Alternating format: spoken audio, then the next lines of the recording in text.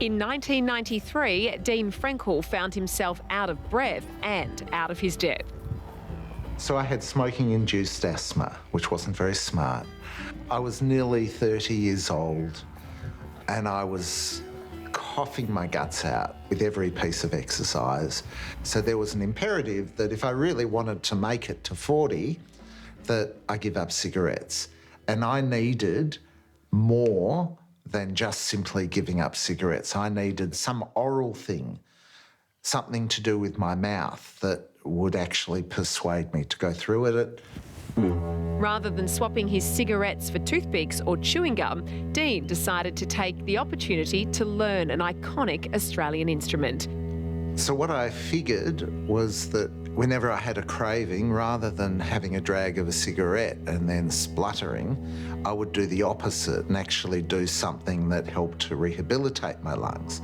So every time I felt like having a cigarette, if I had a didgeridoo around, I'd blow the didgeridoo. Dean's choice of cigarette supplement might sound peculiar, but in fact, he's far from the first asthmatic to pick up a didgeridoo for health reasons. My name is Uncle Paul Chapman, and I come from the Wakka tribe from Queensland. And at the moment, I live down here in Victoria, and today I call myself a Victorian Aboriginal. First Nations elder Uncle Paul says he never experienced any issues with his breathing until he moved to Dja Dja Wurrung country in northern Victoria. I came down here to Victoria and I couldn't breathe properly. And then I was thinking, hey, wait a minute, what's happening here? And then I was diagnosed with asthma, and I mean, it was really, really bad. I couldn't hardly breathe. And the only thing I could think about was getting back playing the didgeridoo. And the moment I got back on the didgeridoo playing, the asthma's gone. And even if it actually creeps back in again, I play the didgeridoo and it just keeps going and going and going. So the didgeridoo is really, really important, man. It's my medication.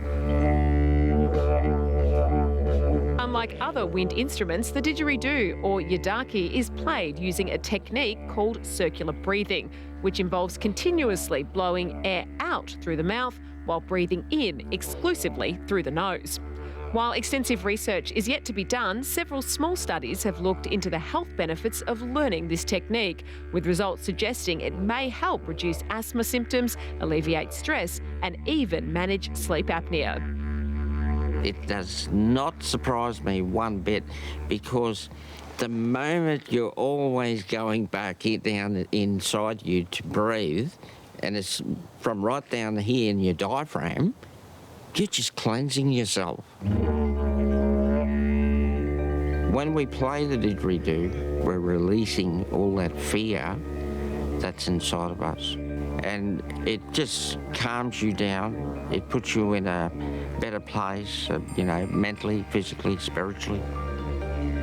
When I first start out teaching the young boys, they get to the end of it, I can't do it.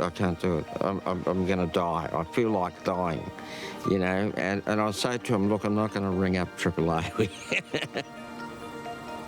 We don't think about our breath. There's two times we think about it. One is when we're dying. The other is when we're in pain. It's something that keeps us alive. And we take it for granted about what we're actually inhaling inside of us.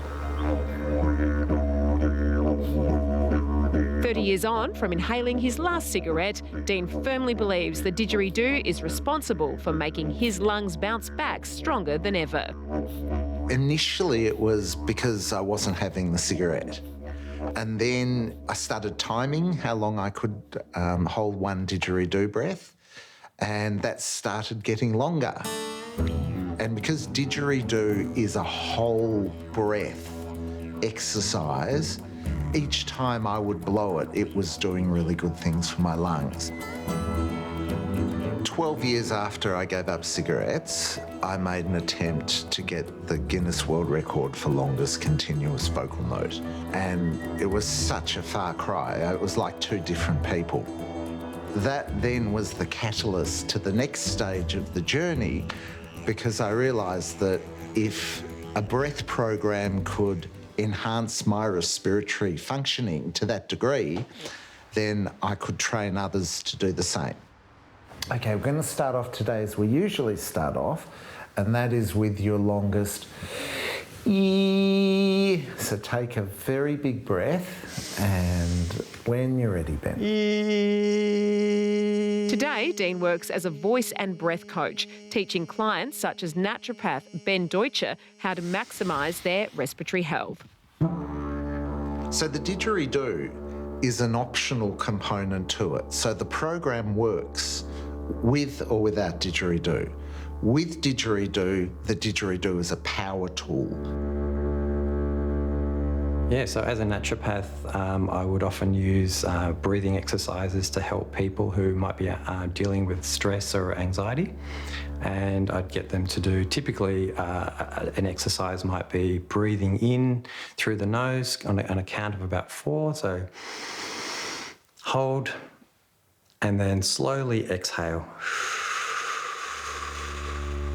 With the didgeridoo, you can actually extend that breath a lot longer. So I've actually done up to 90 seconds with a continuous out-breath, and there's no way I could do that just with a typical breath. So, and it's being able to do it over an extended period of time, even if it's only 30 seconds or a minute, you really get into a bit of a meditation. According to tradition, only men should play the didgeridoo, but Uncle Paul stresses that this doesn't mean women can't engage in circular breathing, and he encourages all men to give the instrument a go. It doesn't matter whether you're Aboriginal, Australian, multicultural, and if you feel inclined to play the didgeridoo, then please step up and come forward, and I believe all the men should be playing it.